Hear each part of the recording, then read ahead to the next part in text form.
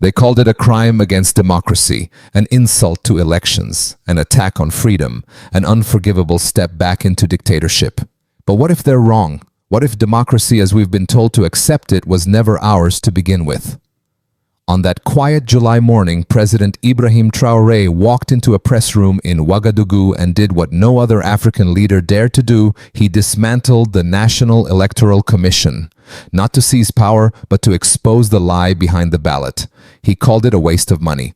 The West called it the end of hope. But for millions across Africa, it was the beginning of something else, something raw, unapologetic, and terrifying to the powerful, a revolution of sovereignty. If you've ever questioned whether voting really changes anything, stay with this story, because Traoré just did something no vote could do. I am not here to organize elections.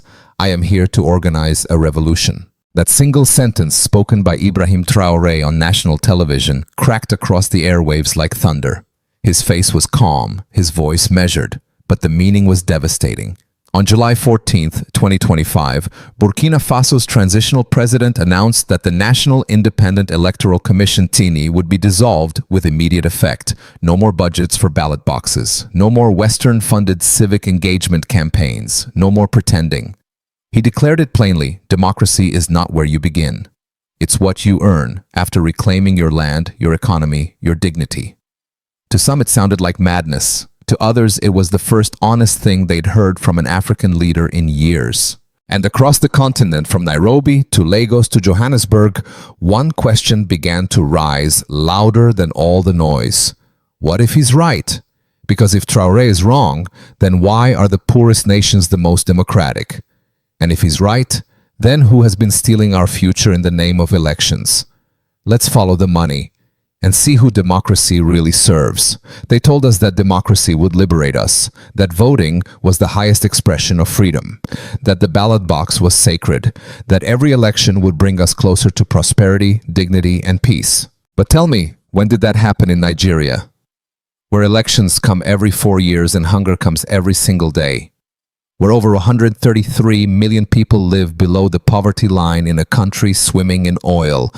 In Kenya, where ballots are cast in peace but blood is spilled in protest, where citizens are told to be patient with poverty while leaders fly first class with IMF loans. In South Africa, where democracy came in 1994, but unemployment still comes in waves of despair, where the youth vote proudly only to return to the same ghettos, the same broken promises. If democracy is working, why are the most democratic countries in Africa also the most desperate? And if voting is power, then why is it always followed by suffering?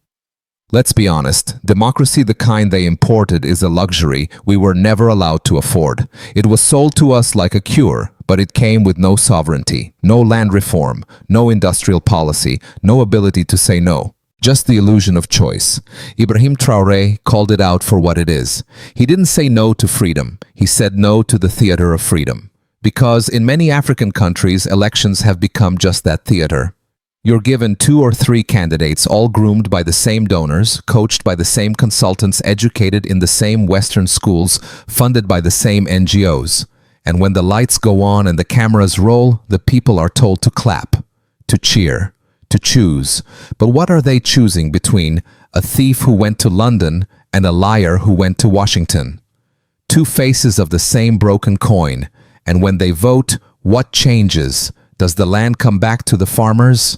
Does the gold return to the soil? Does the youth find jobs? No. What changes is the signature on the IMF contract. What changes is the flag at the embassy welcoming foreign investors to take what's left. What changes is the script, not the system. And still we're told, go and vote. As if casting a ballot will fix stolen dreams, as if putting an X in a box will end the hunger. But Traoré stood up and said what few dare to say. Voting is not development. Voting is not justice. Voting in a system rigged from the start is nothing more than a ritual of submission. That's why he shut it down. He didn't shut down the will of the people, he shut down the illusion that their will was ever respected. Because real change doesn't come from ballots in a box. It comes from boots on the ground, from factories built with national hands, from farmers who feed the country instead of importing rice, from miners who no longer see their gold fly to Paris, from soldiers who defend the soil, not foreign interests. Traoré understood that before you give people the right to vote, you must first give them the right to live, to eat, to learn, to walk down the street without begging for crumbs in the name of democracy. He asked a simple question: what good is a vote when your stomach is empty and your nation is owned by someone else? That question sent shivers through every donor-funded capital. Because once people begin to see through the illusion, once they realize that democracy has become a mask for dependency, then the game is over. You see, democracy should be a destination, not a distraction. But the West made it a condition, a prerequisite: elect or no aid, hold elections or face sanctions, build parliaments, not factories, train poll observers, not engineers, invite IMF observers, not African teachers. And in that twisted exchange, African governments became dependent not on their people, but on foreign approval. Traoré broke that chain, and that's why they're afraid. Because if Burkina Faso can reject the performance, if they can say we will rebuild first and vote later, if they can choose dignity over applause, then what excuse will the others have? What excuse will Ruto have? What excuse will Tinubu give? What mask will Ramaphosa wear? And what will the people do when they realize that the democracy they were given is not the democracy they need? So let's not lie to ourselves. Traoré didn't kill democracy. He revealed its corpse. He showed us that sovereignty is not handed to you in a ballot. It's seized in struggle, built in silence, defended in blood and sweat and sacrifice. Voting may come one day when the house is built, when the fire is out, when the roof doesn't leak and the foundation doesn't crumble. But until then, Traoré is not handing out ballots. He's handing out tools and asking a continent, do you want to vote again, or do you finally want to build? They say democracy is priceless. But someone somewhere always sends the invoice. And more often than not, that invoice is paid by Africans not in dollars, but in dignity. Every 4 or 5 years, millions are poured into Africa under the banner of democratic development. Grants, aid packages, election observation missions, ballot printing logistics, voter education programs. They arrive with polished English color-coded slides, press conferences with words like governance, stability, and transparency. But what they don't tell you is how much it all really costs and who pays the price. In Burkina Faso, the CENI, the so-called independent electoral body, consumed over 870,000 USD in operational costs annually. That's more than 500 schools could have been built with. That's over 8,000 solar streetlights. That's clean water for 250 villages. And for what? To run an election where everyone already knows who paid for the winning campaign, to give TV airtime to puppet candidates while rural clinics go dark and mothers give birth without electricity. They never talk about this waste. Because it's not just about money. It's about obedience. You see, when the West funds elections in Africa, it's not out of generosity. It's not even about democracy. It's about control. Control over narratives, control over leaders, control over which contracts get signed and which don't, control over whose gold leaves the country and under what terms. Elections are not about who the people want. They're about who the donors trust. And if you think that's too cynical, ask yourself, why is it that the countries with the most foreign-funded elections are the ones that never seem to get better? Why do they build more voting booths than irrigation systems? Why do they train poll workers but not engineers? Why are there more workshops on good governance than working hospitals? In 2020 alone, over $2 billion was spent by Western governments and NGOs to support democracy in sub-Saharan Africa. $2 billion. Enough to electrify every rural clinic in Burkina Faso. Enough to fund every university in Senegal for 10 years. Enough to end hunger in northern Mali for a generation.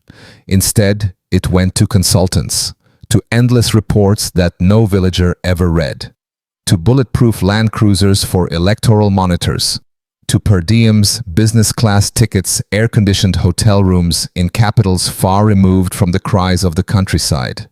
And when the election ends, they pack up, fly home. Call it the step forward and leave the people to starve until the next cycle begins. That is the waste no one wants to talk about. But Traoré talked about it. He stared the whole system in the face and said, this is not democracy. This is mockery. So he shut it down, and in doing so he triggered the one response the West cannot tolerate: disobedience. Because when one African nation says, "We'd rather feed our people than feed your democracy machine," others begin to wonder, what if we could do the same? And that's the fear not of dictatorship but of independence. Because make no mistake, this was never about ballots, it was about budgets. The West fears a leader who doesn't need their funds, who refuses their scripts, who asks questions like, why are we importing voting machines when our farmers can't get tractors?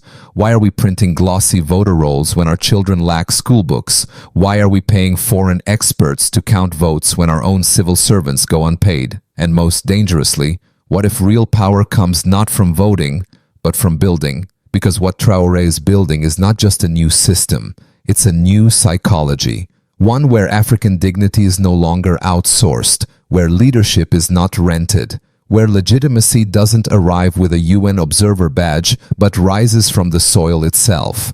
That's why they panic. That's why the headlines scream military dictatorship. That's why the think tanks publish papers warning of democratic backsliding. Because what they see slipping away is influence. And influence, not democracy, was always the goal. Let's remember this. You can't eat a vote. You can't drink a ballot. And no mother will choose free elections over clean water for her child. So when the world condemns Traoré for scrapping elections, ask them, where were you when the mines were looted? Where were you when the IMF demanded subsidy cuts? Where were you when the police fired French tear gas on African youth demanding jobs? You were silent, but now you cry for democracy? No. What you cry for is your control slipping. And it's too late. Because Traoré is not alone. He is the match in a room full of dry wood. And if this idea spreads that dignity comes before the vote, that sovereignty must come before ceremony, then every ballot printed with Western ink begins to lose its meaning. This is not a rejection of democracy. It's a rejection of waste, a rejection of pretense, a rejection of policies that keep Africa dependent, distracted, and divided. If you've ever been told that democracy is sacred, ask who's selling the candles, because this time the fire is burning in reverse. And it's not paper ballots that are going up in flames, it's the lie behind them. They call him a dictator. Of course they do, because to them, any African who refuses to kneel must be a tyrant. Any man who speaks without asking permission must be mad. Any soldier who builds instead of begs must be feared. But let us speak plainly. If Ibrahim Traoré is a dictator, then what do we call those who robbed our land with treaties? What do we call those who installed puppets, signed away our gold, and trained our armies to protect French uranium instead of African children? What do we call those who told us for 60 years that democracy would save us and then watched us starve under elected thieves? If he is a tyrant for refusing their orders, then what were they when they issued those orders in the first place? Let us be clear. Traoré did not rise to power by rigging elections. He rose because a generation stood up. He rose because the people said enough. And since that day, what has he done? Did he build a palace? No, he cut his own salary and banned luxury vehicles for ministers. Did he purge his enemies? No. He invited traditional leaders, youth and women to write the new charter. Did he send opposition figures into exile? No. He asked them to come build farms, factories, and schools. This is not the record of a despot. This is the discipline of a revolutionary. Because true revolution is not chaos, it is order reborn. It is not power for power's sake. It is power repurposed for food, for land, for dignity.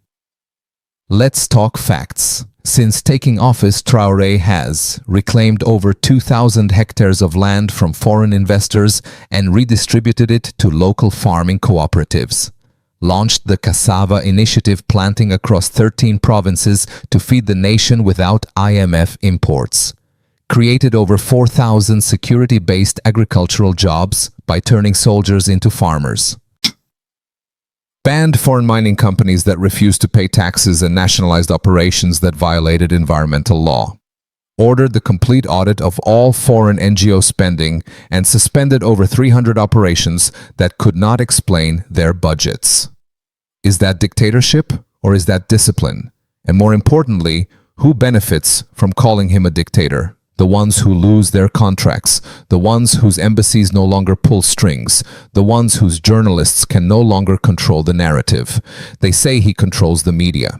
But did they complain when their free press covered IMF loans like blessings and military coups like tragedies only when Western interests were harmed? They say he is anti-democratic. But did they protest when elected African presidents changed constitutions to stay in power with donor funding?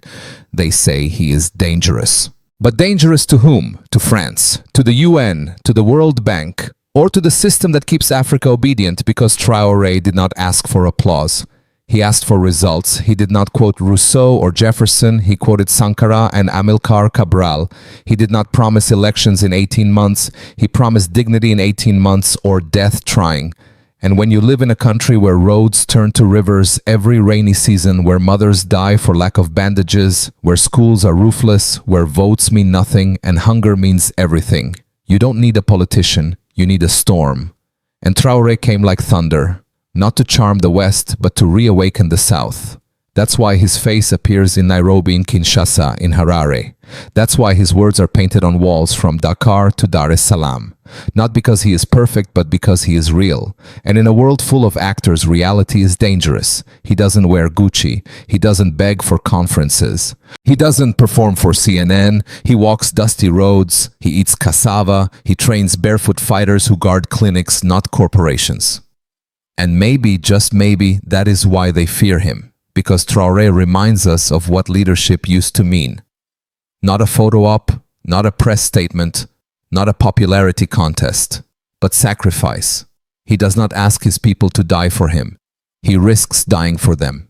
And in a time when most leaders run to Paris, Traoré runs to the people. He does not write speeches for Davos. He writes instructions for brickmakers, for dam builders, for nurses and students and mothers who still believe this land is worth saving.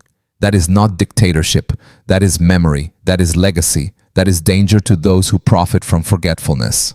So when they call him dangerous, understand, they are not afraid of his power. They are afraid that we might follow his example. Because what happens when Nigerians demand local food, not imported rice? What happens when Kenyans stop voting for puppets and start building for themselves? What happens when Ghanaians say no to loans and yes to cocoa cooperatives? What happens when Africa stops waiting for democracy and starts defining it? That is the fear, and Traoré is the flame. So call him what you want. Call him a rebel. Call him a soldier. Call him stubborn. Call him bold. But never ever call him a slave. He walks with discipline. He rules with simplicity. He governs with sacrifice. And in a world where too many African leaders have sold their people for approval ratings, Traoré stands alone. Not because he is a dictator, but because he is free. It's not the uniforms they fear, not the speeches, not even the rifles. It's the example, the terrifying, contagious possibility that Africa can think for itself again, that a nation can walk away from elections and still find legitimacy, that a leader can abandon the IMF and still feed his people, that sovereignty isn't granted but seized. And once it's seized, it spreads. That is the real nightmare. Not Traoré the man, but Traoré the mirror. Because when Burkina Faso stops asking for democracy and starts building justice, what excuse will Nigeria have? When cassava farms replace voting lines in Ouagadougou, what will Kenyans demand from Ruto? When power comes from cassava discipline and dignity, not ballots printed in Brussels, what will France still control? They do not fear Burkina Faso alone. They fear the Burkina Faso inside every African who has felt shame under the boots of borrowed democracy. They fear a future where aid becomes obsolete, where coups are replaced not with chaos, but construction, where young people no longer chant slogans, but own the land those slogans were written on. They fear a future where revolution no longer needs rifles because it has memory, because it has results, because it has leaders who don't flinch when the West threatens to suspend funding. They fear the rebirth of something ancient, a sovereignty older than colonial borders, a unity deeper than flags, a courage that doesn't come from constitutions but from knowing we were never meant to be ruled. This, not guns, not gold, not gas, is what keeps them awake at night. Not Traoré's rejection of voting, but his redefinition of value. Because if one country breaks free, what stops the rest? What happens when the ballots burn, when the ink that promised freedom fades into smoke, when the slogans peel off the walls and the politicians vanish behind armored convoys? What remains? Not democracy, not hope, just silence. And a people forced to ask themselves, was this ever really ours? For too long we were told that freedom came in envelopes, that change came with checkboxes, that power was handed down by paper. But what if it was never about the paper? What if the system was never designed to serve us, only to manage us? What if the ballot was not a choice, but a cage with pretty colors? Traoré did not set fire to democracy. He exposed the ashes we were too afraid to see. He did not destroy something sacred. He shattered something hollow, and now the air is thick with truth, the kind of truth you can't unsee. The truth that no foreign observer will admit, that no donor report will publish, that no press briefing will ever say out loud Africa was never broken. It was bound. And now the knots are loosening, because when ballots burn, they don't leave a vacuum, they leave space. Space for new voices, new visions, new systems rooted not in borrowed ideologies, but in the blood, the soil, the hunger, and the dreams of the people themselves. This is not the end of democracy. It is the end of pretense, the end of waiting for permission. The end of pretending that dignity must arrive in a ballot box carried by foreign hands. So let it burn, let the old illusions crumble, let the empty rituals die, let the architects of silence feel for once the roar of a continent waking up. And when the smoke clears, let us not rebuild their system, let us build our own. A system where justice is not seasonal, where leadership is not bought, where dignity is not postponed. A system forged in faith, in discipline, in memory, and in fire. So, to our brothers and sisters across the diaspora, to those watching from afar, don't just watch Traoré. Learn from him, walk with him, defend him, because this is not just Burkina Faso's fight. This is a call to every African soul still carrying colonial dust in their lungs. If you're tired of choosing between puppets, if you're tired of waiting for saviors, then be the match. Let the ballots burn, let the truth rise. And let history remember this was the moment Africa stopped asking and started answering.